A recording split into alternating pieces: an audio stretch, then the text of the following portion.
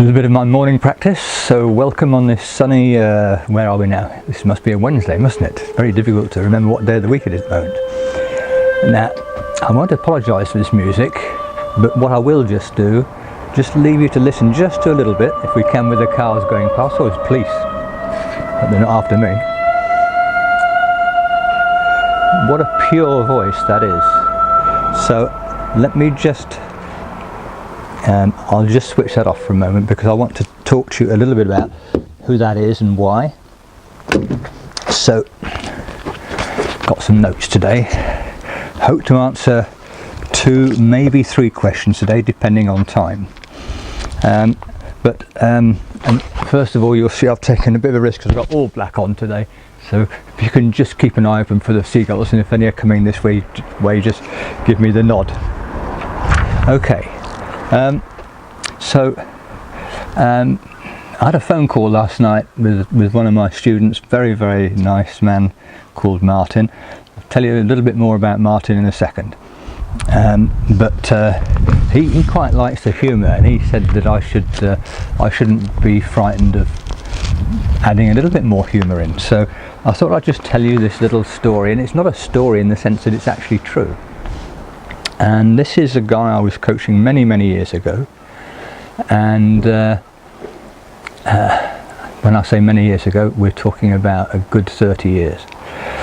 And he started with me as a beginner, and he was with La Danse de Golf, which I had even in those days, and he got to grips with the game, but I wouldn't say that he had the best golf swing you've ever seen. But from day one, he was an absolutely wonderful putter, extraordinarily good. And I discovered that he was this was actually in France, and he worked for a lift company, I think Otis, but his passion was pétanque, boule, you know, what they play in the towns and all over France. And he was from the south of France, and he said he was a professional. Well, I didn't know that they had professionals. And he'd got to a pretty good standard and won a lot of money. And so you could understand that he had the feel for the terrain, and so putting was right up his street. And over a period of time he got going and he started playing, he joined the club, he got a handicap and started playing in competitions. And one day he came to me for a check-up lesson. And at the end of the lesson, I said, is there anything else that I can help you with today? And he said, well, there is one thing that's been nagging away at me. He said, because every time I play a competitions at that club were on a Sunday. He said, one of the guys that I play with probably cheats. And he said, I get very upset about it. And I said, well, do you say anything to him? He said, no, because if I say anything, it'll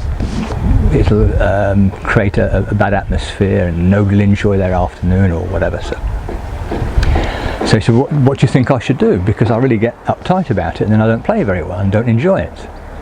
So I said, well, on balance, maybe you'd be better off telling him. And he said, yeah, but then he'll be upset and he won't talk. And I said, well, yeah, but better that than you keeping it to yourself and getting uptight and frustrated and then not enjoying yourself.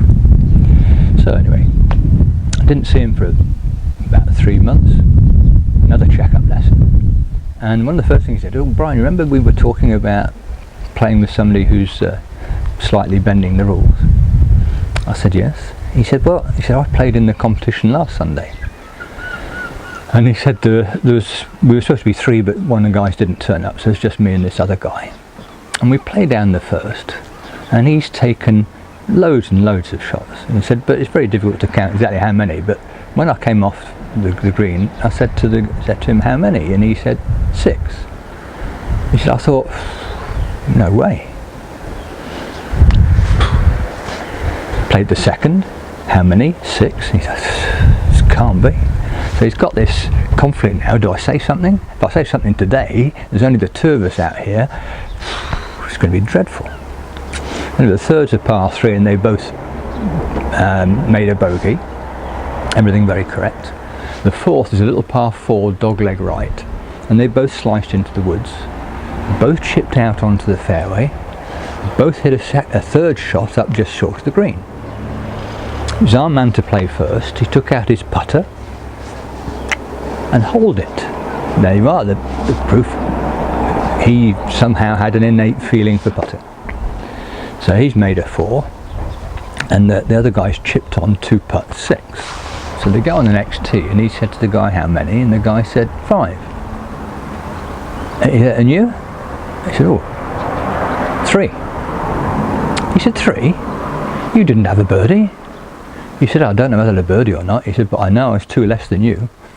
And the guy didn't cheat for the rest of the round. And I thought, what a lovely way to actually tell somebody off. So you might like to bear that in mind for some time in the future. Okay, so let's go back to Martin, because what you've just been listening to is Olivia Robinson, who's Martin's wife.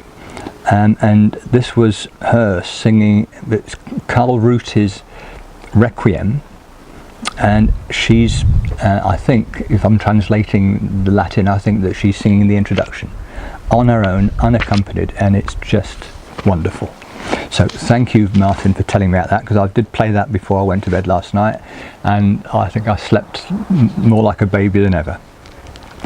But Martin came up with a question, because he said, now Martin is somebody who plays off 13. He's just, I believe, celebrated his 65th birthday. Came to see me the first time in May 2017. I saw him once during the summer and once in November that year, and I haven't seen him since. But he is delighted. He was even in Portugal before the coronavirus thing all hit us, and he was playing with a friend of his who's younger than him and plays off 7. And this guy hit his drive with a driver. Martin hit a 3-wood off the tee and was only 10 yards behind him, and the guy said, what's going on? Where have you got this from? They started to explain about the easiest swing and all the rest of it. So, but he wanted me to tell you that because he was very straight-armed, amongst other things, and I sort of said, well, do you think that helps? He said, well, yeah, that's how you're supposed to do it, isn't it? So, okay, is it? Well, he said, is there another way? I said, well, why don't you just try? Let's just let's see where the parameters are of this. Why don't you start bending the arm? So he started bending the arm, and literally within 2 or 3 shots he was hitting it about 20 yards further with a 7-iron. So then he went through a period of occasionally tugging the ball to the left, tugging, here we go again, and he was saying basically he was used to swinging with his arms, but he wasn't used to getting his whole body through the shots, so he started tugging it left because his arms were swinging faster than his body. But he worked it out for himself. We did talk about it in a lesson. He went away and thought about it, and what's so marvellous is that I haven't had to see him for about nearly 17 months now, and he's still playing better golf and loving it. So I just wanted to add a little thing in here, and that is an email that I got late last night. And this is from Jim Sweeney in Kentucky, who I believe was a pro.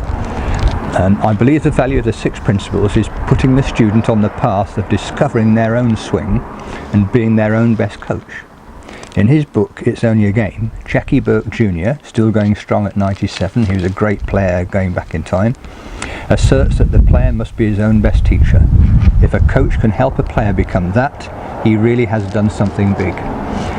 Our ethos and our objective is to help people understand their own swing so they don't need us.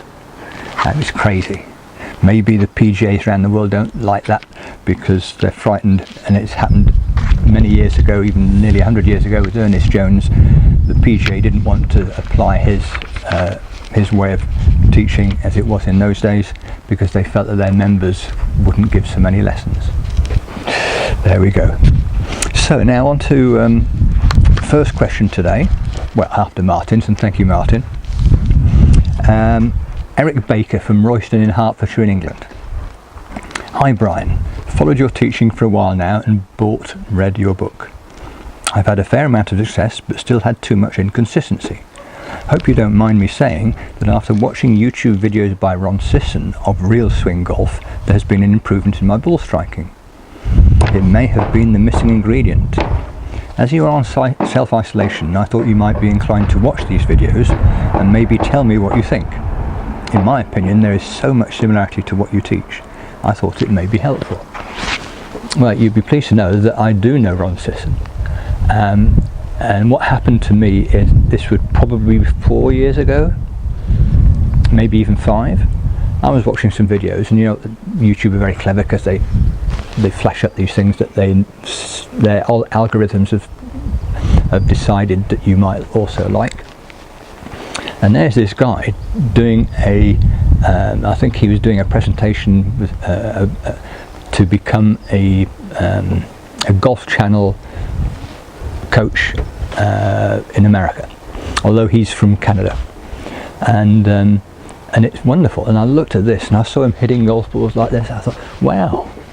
And so I found out how to get in touch with him, emailed him, got his address, sent him my book, and then he got back to me and said, oh, it's wonderful, at last I've got a golf book that I can suggest to my students. And we've had a long Skype at one time, and we are exactly in the same camp. We both believe that golf has become too technical, and he's wonderful.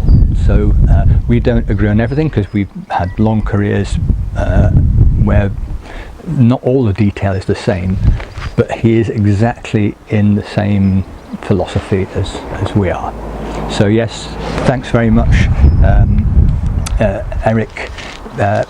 Look at Ron Sisson's stuff, and it's very, very simple ideas, and that are very effective, and I'm sure that you benefited from swing the club head, strike the ball. Simple as that. Okay, on to another question, and this is from Richard Malaspina from Charleston in South Carolina. Here is my question, and I'm sure I'm not alone in this. I'm a couple of weeks shy of 69, took up golf at 60. I'm in good shape and hoping and trying to break 90, playing from our senior tees. As a gift and a splurge to myself, I recently bought new clubs.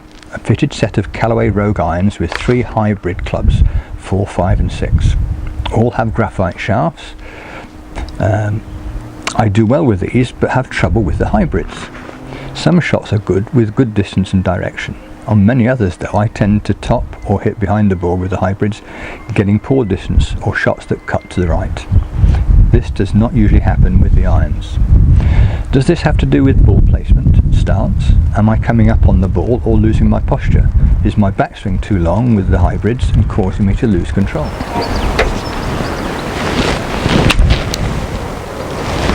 No folks, you haven't gone back to the beginning, and obviously I can't lie because I'm even clothed differently because it's a bit chillier, because we're now in the afternoon. And what happened was that when I went to upload this onto my laptop to do the editing, I hadn't got enough storage space. It took me hours to sort out how to do that, and then when I finally did upload it, I went right the way through, and right towards the end the batteries were running low on the microphone gadgets. So all day I'm afraid we've been at this. So let's just pick up, because we're with this question about hybrids, and Richard Malaspina was saying, am I coming up on the ball or losing my posture? Is my backswing too long with the hybrids and causing me to lose control? Lots of questions, and of course this leaves a hell of a lot of doubt going on in his mind. And then he finishes by saying, I must admit I do tend to overthink and overanalyze. Yes, Richard. And as a result I may be tensing up and not going with the flow, as you would say. But absolutely right. So what I will say, all I can really say is from personal experience.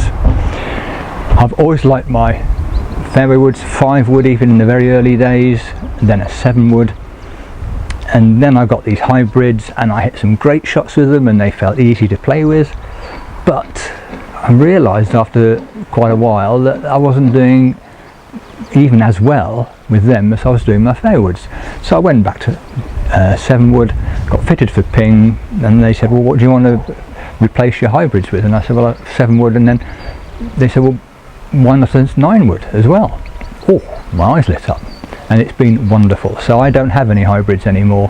I've just personally found that I didn't know whether they were woods or irons, and I didn't quite know. I never got my head quite round how to play them. So and of course at the Easiest Swing we're always working on simplifying things, so for me I've just cut them out and I'm as happy as some boy. A lot of people love them and play very well with them, and they're great, so this is a personal preference.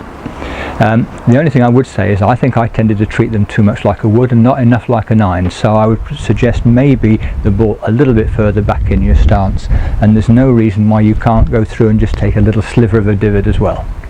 So maybe play them a little bit more like an iron. But you are overlising, you are asking too many questions. It can't be that difficult.